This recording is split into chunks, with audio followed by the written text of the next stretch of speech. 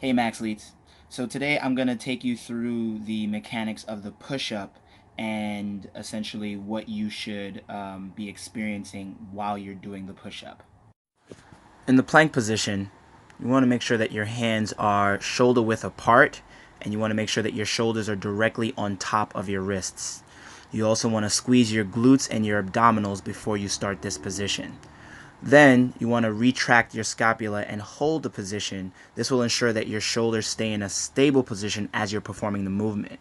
So you're not going to hyper retract them, because as you're already going down and up into the push-up, your shoulder blades are already going to come together and separate. So you're just retracting it enough to keep the shoulders stable. Then the next thing you're going to look at is your elbow placement. So as you're going down into the push-up, you want to make sure that your elbows are not flaring out. Notice how I don't look like the letter T. You want to make sure that they're at a 30 to 45 degree angle as you're performing this movement.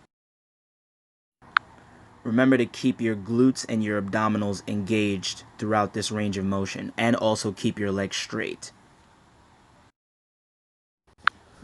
And then at the top of the movement, you want to make sure that you're flexing your chest.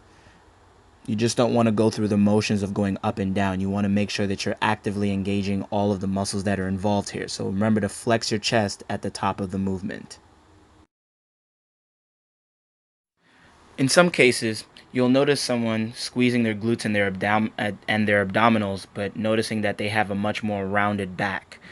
This usually ensures for a lot more anterior activation.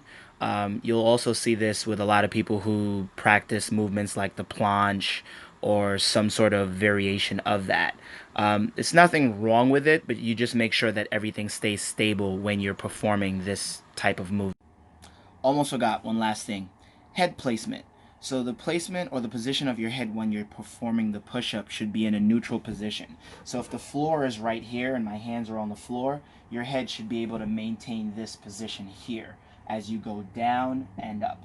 What some people do is that as they start to go down into the push-up, their head comes forward like this and they go up. And what happens because of that is that now they get this illusion that they're actually going deeper than they really are. So one suggestion is that if you're struggling where you just keep bringing your head down, one thing I would recommend is to look forward when you're doing your push-ups. So if this is the floor, then I'm looking this way. That way you can actually see how deep you're going, so you're not getting that false perception until you get used to that, and then you can turn your head and start looking down at the floor.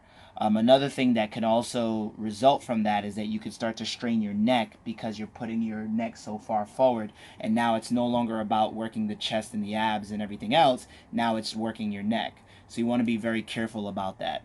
All right, guys, until next time, max out.